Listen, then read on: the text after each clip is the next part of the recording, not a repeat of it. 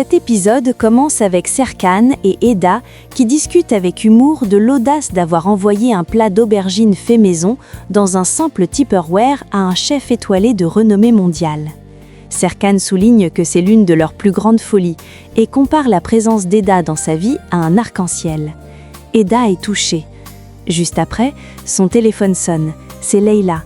Elle l'informe qu'il y a une urgence au bureau et que tout le monde le cherche. Eda dit qu'elle transmet l'information, qu'ils arrivent. Serkan explique qu'il a éteint son téléphone car il ne veut pas être dérangé lorsqu'il est avec elle. Eda informe alors Serkan que tout le monde demande après lui et qu'une nouvelle crise semble avoir éclaté au bureau, les obligeant à mettre fin à leur moment de tranquillité pour régler les problèmes habituels.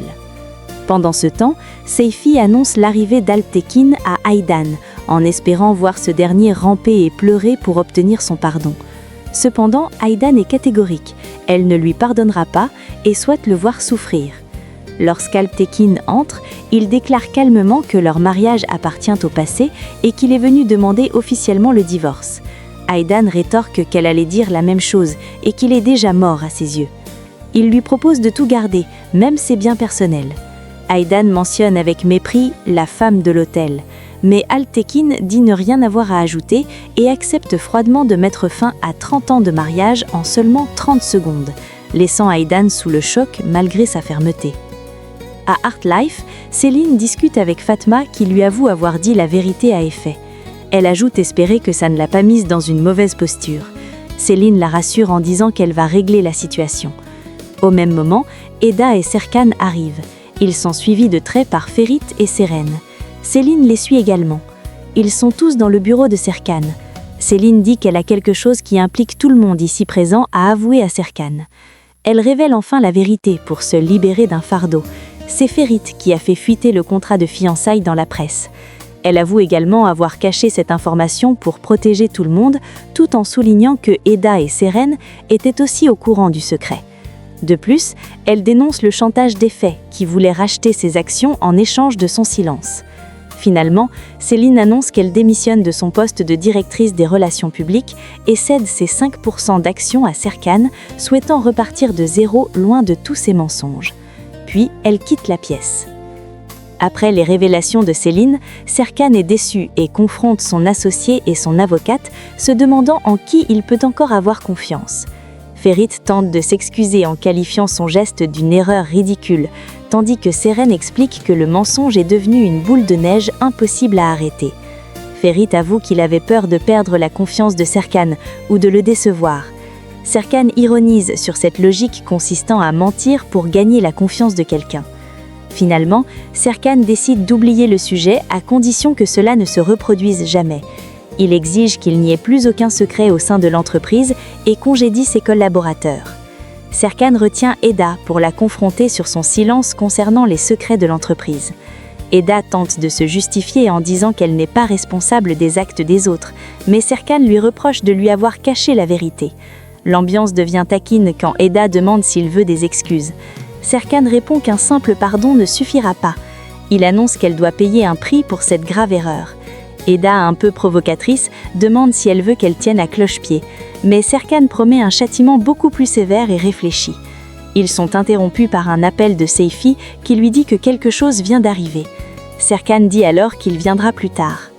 Engin vient ensuite dans le bureau pour discuter, mais Serkan remet la discussion à plus tard et lui demande d'enquêter discrètement sur la localisation des faits.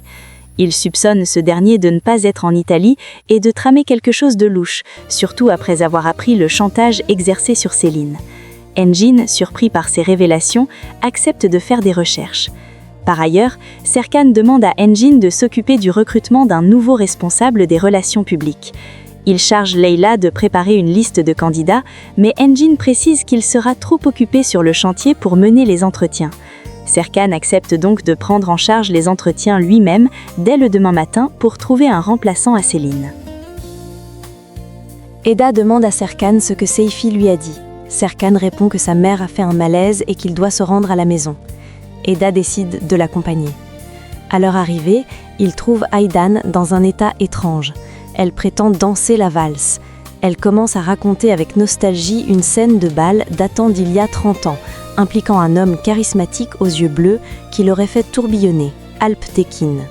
Serkan s'inquiète pour la santé mentale et physique de sa mère et lui suggère de se reposer. Il demande à Aydan de s'asseoir et propose de lui préparer un thé ou un café pour la calmer, tandis qu'Eda l'observe avec empathie. Elle décide de faire un câlin groupé avec Eda et Serkan. Pendant ce temps, Ayfer est aux anges car le célèbre chef Alexander a non seulement goûté son plat d'aubergine, mais il l'a également identifié sur les réseaux sociaux. Elle se félicite de son audace, rappelant qu'Aydan trouvait ridicule d'envoyer de la nourriture dans un tupperware. Fifi défend son geste comme une courtoisie professionnelle qui pourrait ouvrir des opportunités. Fifi avoue qu'elle n'avait même pas pensé à l'aspect stratégique du geste. Ayfer est très flattée par l'amabilité du chef et demande à Fifi de l'aider à répondre correctement. Elle se moque gentiment des préjugés d'Aydan, prouvant que la cuisine familiale d'Ayfer a su séduire un grand expert mondial. Aydan sombre dans la mélancolie en repensant au début de sa relation avec Alp Tekin pour oublier la fin douloureuse de leur mariage. Elle craint de tomber dans une dépression profonde et envisage même de remplir sa maison de chats, ce que Seifi refuse catégoriquement. Serkan tente de la convaincre de se tourner vers l'avenir, tandis qu'Eda suggère diverses activités, comme la danse, pour la distraire. Finalement, Serkan rappelle à sa mère son projet de présider l'association caritative. Eda encourage vivement Aydan en lui rappelant son succès lors du défilé. Motivée par ses compliments, Aydan décide de renaître de ses cendres et s'engage à devenir une présidente active et influente. Elle demande l'aide d'Eda. Cette dernière accepte, à condition que Serkan ne soit pas là. Aydan dit qu'elle y réfléchira et s'en va avec Seifi pour commencer les préparatifs. À Artlife, Peril va voir Engin et lui dit que les portes du golf ne pourront être livrées que dans 2 mois, ce qui est un gros problème. Engin parle d'autre chose et propose ce week-end pour organiser la rencontre avec sa mère et promet de s'occuper du problème des portes. Peril dit qu'elle ne pourra pas car elle a beaucoup de travail et s'enfuit en répétant la même chose. Pendant ce temps, Serkan prépare un café à Eda et cette dernière dit qu'elle espère que l'association pourra suffisamment aider Aydan et précise qu'ils devront tout faire comme un travail en équipe. Serkan est un peu amusée et en profite pour révéler enfin la punition d'Eda. Elle doit lui accorder 3 vœux sans condition. Eda trouve cela injuste et s'inquiète de la nature de ses demandes, craignant qu'il ne l'oblige à enfreindre leur accord. Serkan la rassure en disant qu'il a beaucoup changé et que ses vœux seront innocents, bien qu'il refuse de promettre qu'ils le seront totalement. Ils discutent également des problèmes logistiques du complexe de golf, mais Serkan insiste pour qu'Eda rencontre sa mère pour l'aider. Eda finit par accepter le principe des vœux tout en restant méfiante, alors que Serkan savoure son avantage et annonce qu'il prendra le temps de réfléchir à ses futures demandes. Plus tard, chez Serkan, Engin lui confie ses frustrations concernant sa relation avec Peril. Il explique que dès que le sujet du mariage ou de la famille est abordé, Peril se ferme instantanément. Serkan suggère que c'est peut-être à cause de son ambition professionnelle, mais Engin pense qu'il y a un secret plus profond. Serkan avance alors l'idée qu'elle pourrait avoir peur de voir leur amour s'éteindre avec le temps, maintenant qu'ils vivent ensemble. Engin s'agace du manque de communication claire et Serkan lui conseille de ne pas se focaliser sur ce qu'elle dit, mais plutôt sur ce qu'elle tait. Puis Serkan dit qu'il a demandé à Eda de réaliser 3 de ses vœux. En parallèle, Eda interroge ses amis sur les récents changements dans leur vie. Elle explique ensuite à Fifi et Melo que Serkan a décidé de lui imposer une punition originale pour lui avoir caché des secrets. Elle doit lui accorder 3 vœux. Fifi amuse de la situation en disant que Serkan se prend pour Aladdin et attend qu'Eda soit son génie. Melo, de son côté, trouve que Serkan a été très intelligent. Seren, quant à elle, explique à Eda que cette idée est romantique et excitante car elle permet de maintenir la flamme dans le couple. Eda retorque qu'elle ne compte pas faire tout ce qu'il veut par la force, même si elle reconnaît qu'elle mérite une forme de punition. Les filles sont enthousiastes.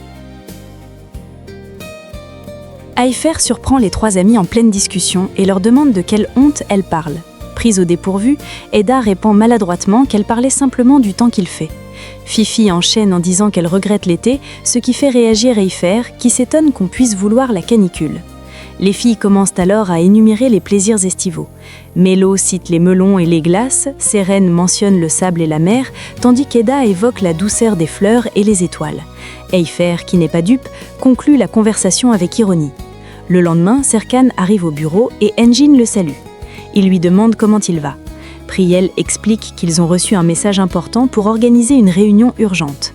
Serkan accepte mais demande à Engin s'il peut lui accorder une demi-heure pour régler d'abord le dossier prioritaire du complexe de golf. Engin accepte sans problème, mais il informe Serkan qu'un invité mystérieux est arrivé très tôt et l'attend avec impatience depuis un moment. Lorsque Serkan demande de qui il s'agit, Engin reste évasif et lui conseille d'aller voir par lui-même dans son bureau. Serkan est intrigué. Dans son bureau, Alptekin l'attend. Ce dernier demande à son fils s'il a un moment pour discuter d'une chose cruciale. Serkan accepte froidement en précisant qu'il a aussi des choses à lui dire. Alptekin commence par admettre qu'il n'a pas été un bon père, mais il affirme être convaincu que Serkan sera un père formidable. Il ajoute qu'Eda est la femme idéale pour lui. Serkan le remercie pour ses vœux, mais il lui demande fermement de sortir définitivement de sa vie et de celle de sa mère. Alptekin promet de disparaître tout en rappelant à Serkan qu'il restera toujours son père et qu'il pourra compter sur lui en cas de besoin. Il conclut en espérant être pardonné un jour. En sortant, il croise Eda, mais celle-ci reste froide. Il va ensuite voir Engin, Priel et Ferit et leur fait ses adieux juste en les regardant.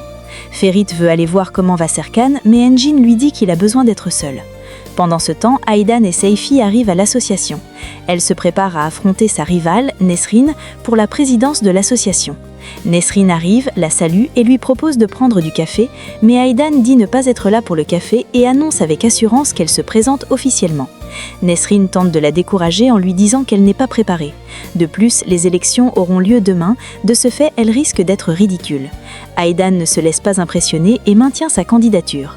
En partant, Aydan panique et demande à Seyfi d'appeler Serkan en urgence. Elle craint que Nesrine ne la dévore lors de l'élection et insiste sur le fait qu'elle a absolument besoin de l'aide de son fils pour gagner. Eda rejoint Serkan et lui demande s'il est occupé. Il lui confie que pour surmonter les moments difficiles, comme le départ de son père, son deuxième remède est le travail. Eda essaie de deviner ce qui pourrait être la première chose qui le rend heureux, citant le sport ou les vacances. Mais Serkan répond que c'est elle, la première chose, et que rien ne peut la sortir de sa tête. Il propose ensuite à Eda de venir travailler dans son bureau, plus près de lui, vu qu'Efe n'est plus là. Eda refuse car elle doit encore collaborer avec le remplaçant d'Efe, et ce dernier lui a envoyé un mail de suivi. Serkan exprime sa méfiance envers Efe, soupçonnant des objectifs cachés, et conseille à Eda de régler ses comptes avec lui rapidement. Eda lui demande de lui faire confiance en affirmant qu'il n'y a rien avec Efe. Puis, Leila annonce à Serkan que les candidates pour le poste de responsable des relations publiques sont arrivées. Serkan décide qu'Eda doit participer aux entretiens avec lui. Eda proteste en disant que ce n'est pas sa responsabilité, mais Serkan utilise un argument stratégique. Elle représente les intérêts d'Efe, qui possède 45% de l'entreprise. Eda comprend qu'il est en train de la piéger et lui demande s'il est en train de gaspiller son premier vœu. Serkan répond que ce n'est que du travail et que ses véritables vœux ne seront pas aussi simples.